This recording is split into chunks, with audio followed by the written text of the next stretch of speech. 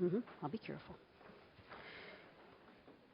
I want to talk about what art can tell us about the brain, not vice versa. Nope, light's not down yet. Thank you. I'm a visual neurophysiologist. I study how we see by studying single neurons. But I am the first to admit that artists have been studying how we see for a lot longer than us neurobiologists. And that artists have figured out things about how we see by making works of art, which are essentially experiments. And so artists have figured out some things about how we see that, well, some works of art are great because artists have figured out important things or stated important things about how we see. And of course, some works of art are great because they make important statements about human psychology or human culture, and I am not going to talk about those just because that's not what I work on. I work on low-level vision. So I'm going to try and talk about some of the things that artists have figured out that are so fundamental that they can be understood in terms of the underlying neurobiology. So the first phenomenon I want to talk about that artists figured out is that line drawings are a good way to represent a scene. Now, if you look around you, you realize that you can make a line drawing of this scene, but the scene itself doesn't have lines. The scene has discontinuities, and you know that you mark the discontinuity with a line, but that's actually an intuitive leap. And a line drawing can be a very good representation of reality, but indeed the line is always at a discontinuity. And in real life, there are no lines.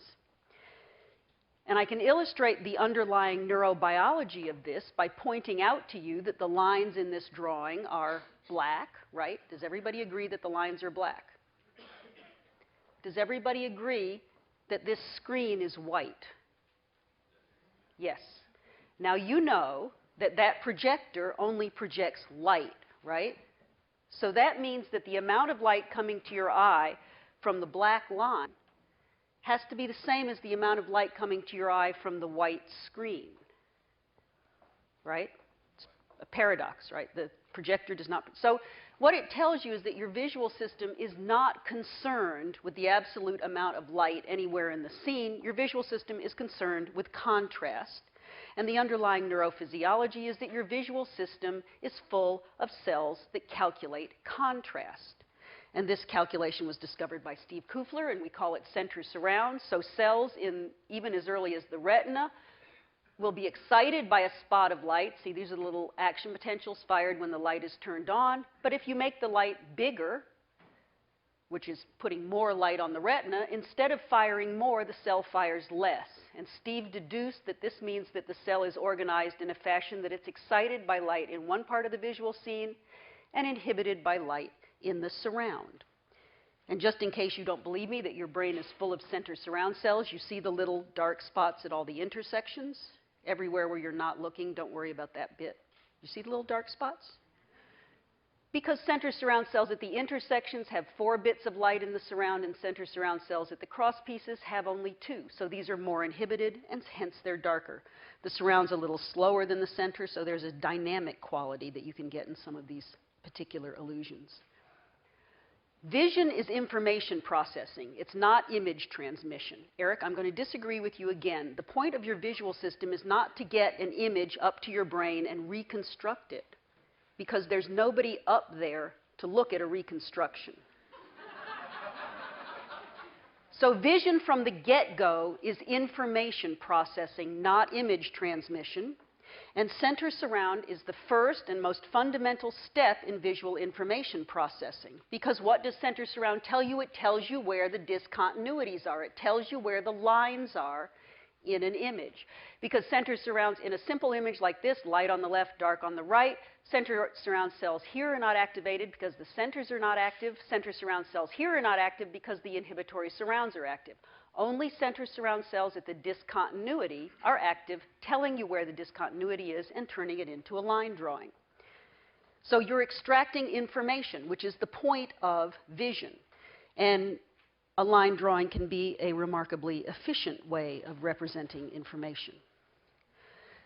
The second thing that artists figured out that turns out to have a deep underlying neurobiological explanation or reason is the difference between color and luminance. And I'm going to tell you in a minute what color and luminance are. For those of you who are in the art world, I'm talking about color and value.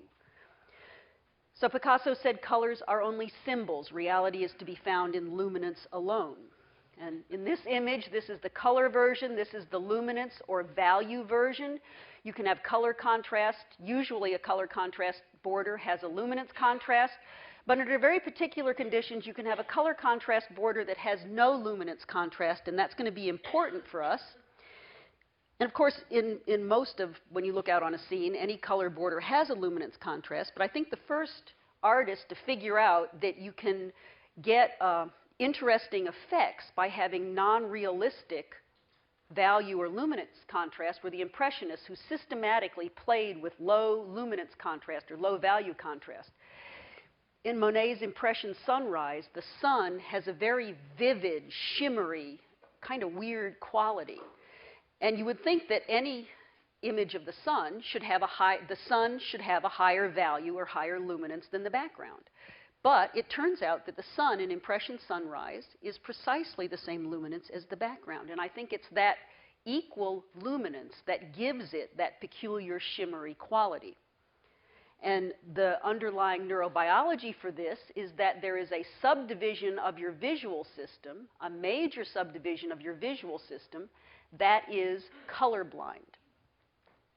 So the human visual system and the primate visual system in general is subdivided into two major pathways. They are interdigitated in the retina and in primary visual cortex, but they then split into an evolutionarily older system and a primate-specific newer system that's important for object recognition. We know this because people can get strokes in different parts of their visual system.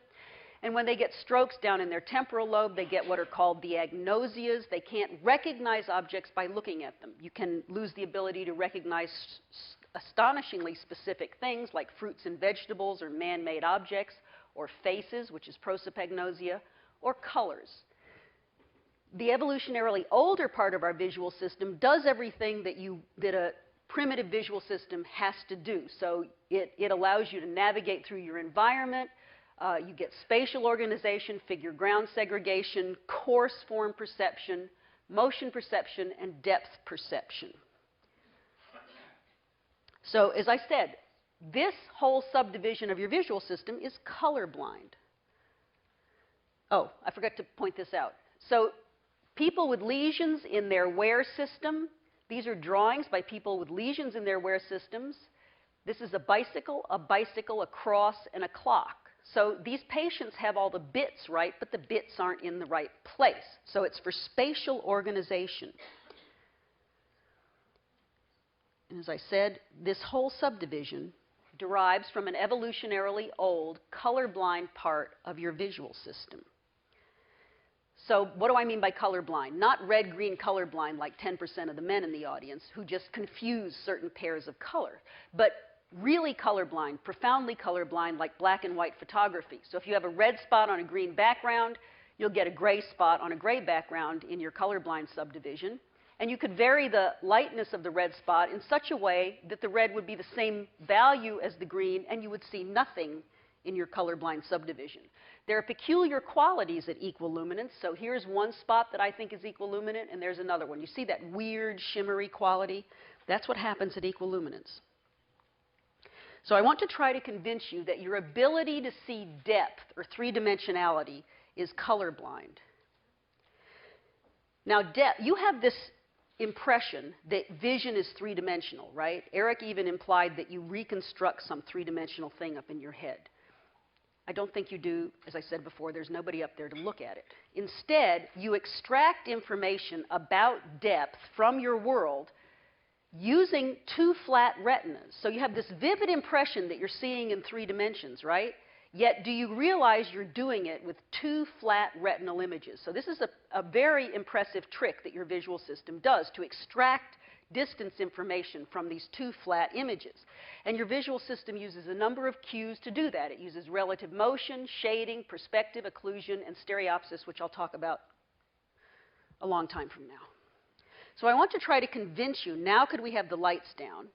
I want to try to convince you that your ability to see depth from a number of cues, beautiful, thank you, is colorblind.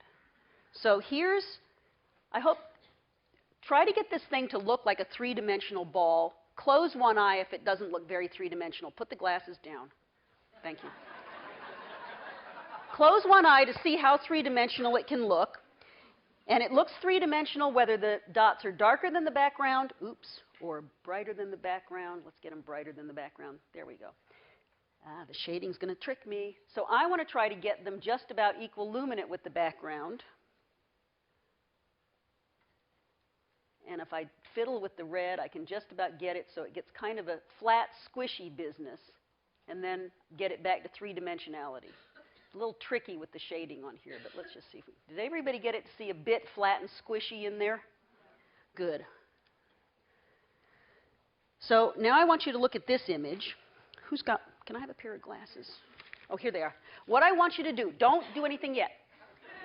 What I want you to do is look at this image and think about how much depth is there from shading and perspective, okay? No, it's okay. Then close one eye and look through the red lens of your glasses and see if you don't get an enhanced appreciation of three-dimensionality out of that image. Okay, put the glasses down. Monet's versions of the Rouen Cathedral are all about depth from shading, right? And in most of them, you can see, because it's a beige stone cathedral and so on. And all the depth is in the value changes in the window and the door. Most of them look like this. Some of them look like that, very flat. And the ones that look flat do so because he uses equiluminant colors.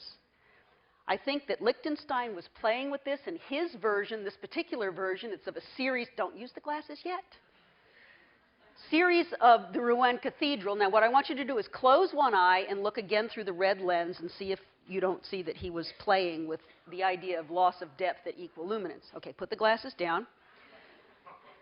Okay, with one eye again, I want you to think about this time depth, don't use the glasses yet, depth from perspective, depth from shading, figure ground segregation. Does this thing even make any sense? And then look with one eye through the red lens and see if it doesn't all pop into three-dimensionality. Okay, put the glasses down. I hope I have convinced you that your ability to see depth from relative motion, from shading, from perspective, from occlusion, and figure ground segregation are all carried by a colorblind part of your visual system, because when things are equiluminant, you don't see the depth, and when you introduce a luminance contrast, you do see depth. The corollary is that it doesn't matter what color you use to make the shading or the perspective, as long as the luminance or the value are correct. So in Duran's portrait of Matisse, the shadows are a peculiar color, but your sense of the shape of his face, the three-dimensionality of it, is just fine, because although the shadows are peculiar in color, the luminance is just right. And in Matisse's Lady in a Hat, again, the shape of her face is fine, because although the colors are peculiar, the luminance is appropriate. Matisse is doing what Picasso said. He's using the colors symbolically and leaving the reality and the luminance alone. And of course, in Picasso's Poor People by the Seashore, the reality is entirely in the luminance and the color is symbolic. So I hope I've convinced you that your ability to see depth, spatial organization, and figure ground segregation is carried by a colorblind subdivision of your visual system.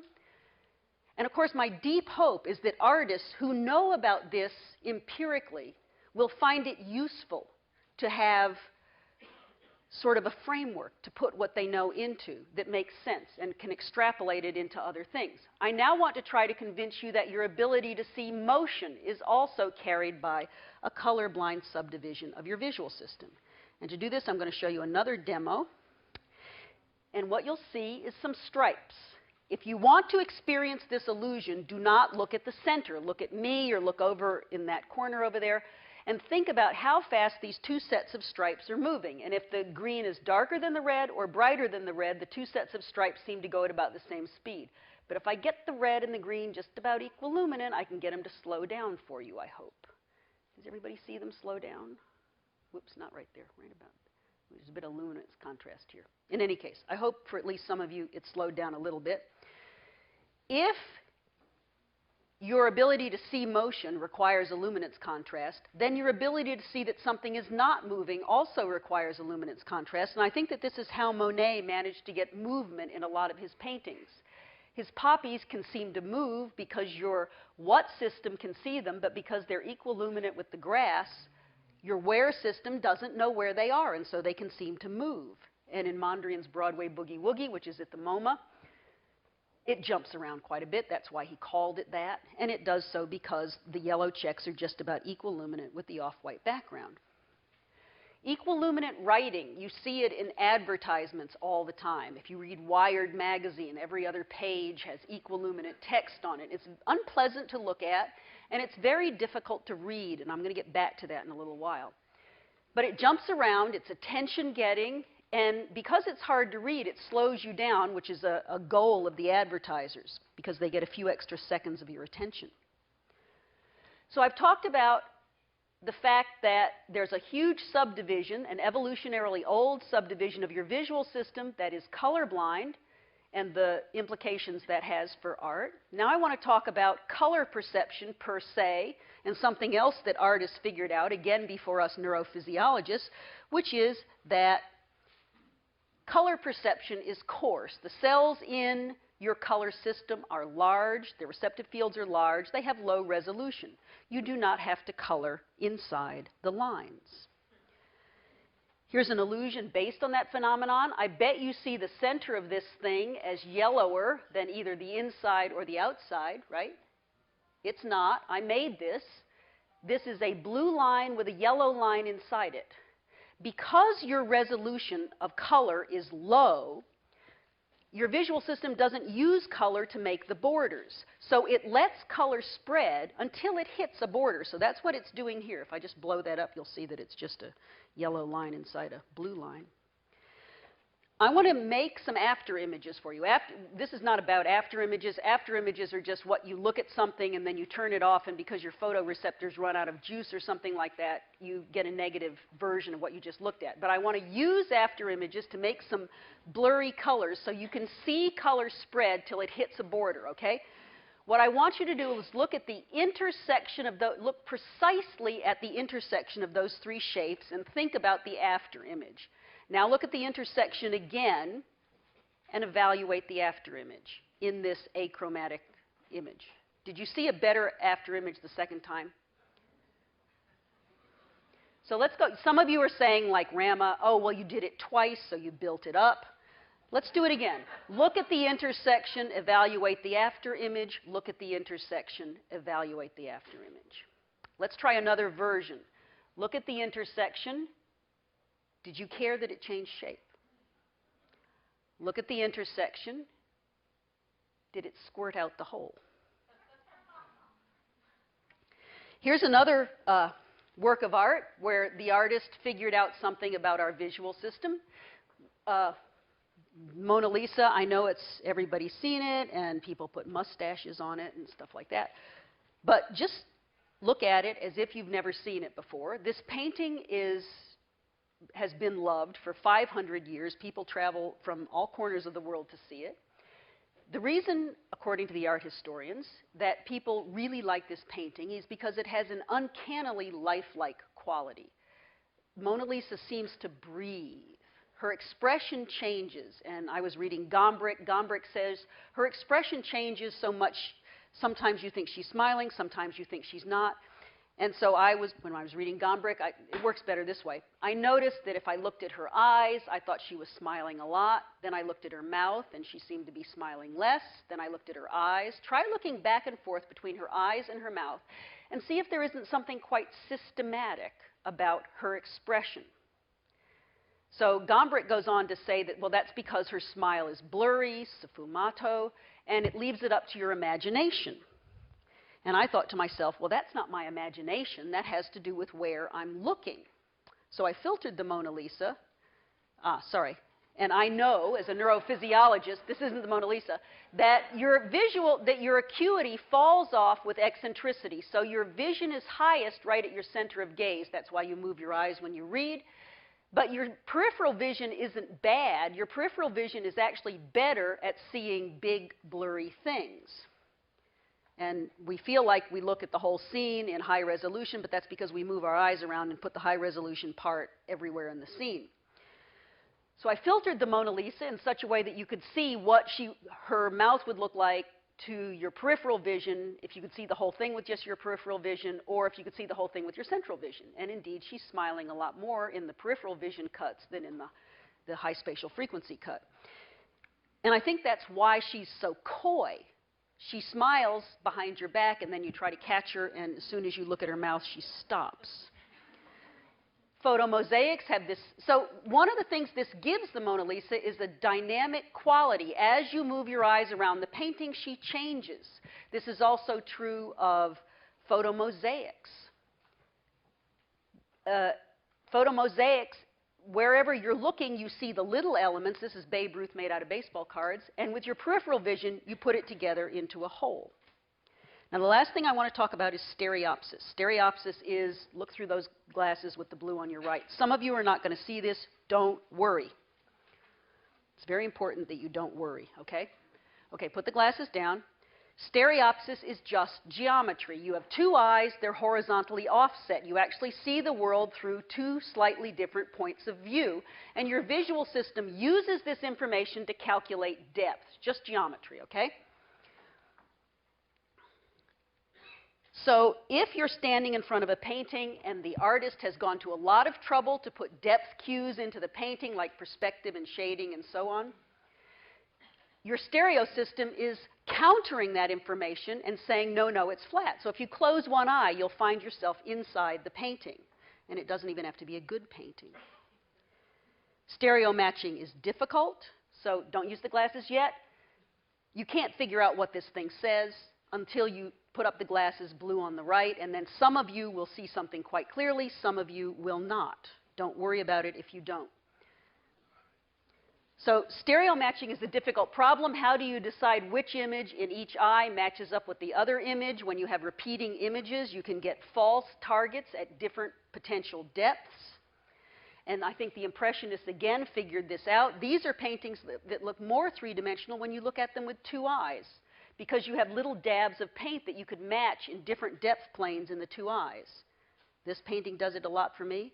And this one I find particularly disturbing because it kind of goes in and out of weird depth planes. And I really like this painting because the guy who painted it, Klimt, could not have seen that weird three-dimensional effect because Klimt's eyes were not lined up. See, that eye's looking right at you, and that eye is clearly not. If your eyes are not lined up, you can't see stereopsis. So those of you who saw the high, you have stereopsis. Those of you who didn't may not. And it was a bit fast, so that may not be the main problem. So remember I mentioned that equiluminant text is difficult to read. I got interested in the phenomenon of dyslexia because of work I had done with equiluminant writing. And after I got involved in this project, in which we found out that there is a slight timing difference in the where system and the what system in people with dyslexia, I encountered a lot of incredibly talented people with dyslexia. And I was forced to entertain the notion that whatever it is that makes people dyslexic may make them unusually talented in art, music, computer programming, and various things. So what are the hallmarks of the where system? Motion, depth, spatial organization, and figure ground segregation. What are the hallmarks of dyslexia? Positional information, figure ground problems, trouble gauging distance and depth. There's also issues in the auditory system that might well make someone who has dyslexia good at music, but I'm not going to talk about that. I just want to talk about why people with dyslexia might be highly prevalent in the art community. Well, here's a really dumb idea. Trouble gauging distance and depth. What does an artist have to do? Take the three-dimensional world and flatten it onto a canvas. Some artists, right? Well, maybe trouble gauging distance and depth might make you better at flattening the world onto a canvas. So we looked at some, first we looked at some art students at a nearby art school and didn't find anything interesting, but then we discovered that you could spend 4 years at this art school taking videos of each other doing nasty things. So we decided that we would look at famous artists first And then we'd find some art schools where the kids knew how to draw, which turns out to be a more difficult proposition than you can imagine. Chuck Close, this has been mentioned several times, is dyslexic. I also bet he has bad depth perception because he has different magnification in the lenses in his two eyes. You can tell if somebody can't see depth by looking at a photograph of them when the light source is far away, by asking whether the light reflex, those two little white dots, are lined up. So see the light dots are in the same place in this guy's two eyes? Baseball players, see the white dots? Are they in the same place? Are you getting good at this? Okay, there is one baseball player who could not see stereopsis. Babe Ruth. This eye, see the light reflexes in the center? It's not in that eye. So his eyes were not aligned. He could not have had stereopsis. So 3% of the population, you can look at a photograph of them and their eyes will be misaligned. So we looked at photographs that we got from the National Portrait Gallery of 52 famous artists. We would expect to find one or two who had misaligned eyes. We found 16. Andrew Wyeth, see how that eye's looking at you? That eye is not. His father, N.C. Wyeth, is also misaligned. Edward Hopper, see the light reflex there? Not aligned there. I don't know about the dog. Marc Chagall is frankly cross-eyed. Robert Rauschenberg, one eye is deviating outward, and he is said to be severely dyslexic. See the light reflects in different places in his eyes? Man Ray, his eyes are not lined up. And the last example is Rembrandt. Of course, you would not want to diagnose misaligned eyes from a painting because you can paint the right eye on Wednesday and the left eye on Thursday. But Rembrandt consistently painted himself with one eye deviating outward. This eye is looking at you, this eye is not. It's not always the same eye. This eye is looking at you, this eye is not. But it is always the same eye if you divide the pile of self-portraits up into paintings and etchings. You know, you make an etching, flip it over, right? So in the paintings, it's always this eye that deviates. In the etchings, it's always this eye. So we think it's something real even in Rembrandt. So the take-home messages from my talk are that vision is information processing, that it's parallel with different jobs for different subdivisions of your visual system. And some of the most basic aspects of our vision are colorblind. Color perception is low resolution. And I think the most important take-home message for this meeting is that people's brains can be different. And a characteristic that may be a handicap in one task may be an asset in another. And when you leave, would you leave the stereo glasses with the reception desk? Thank you.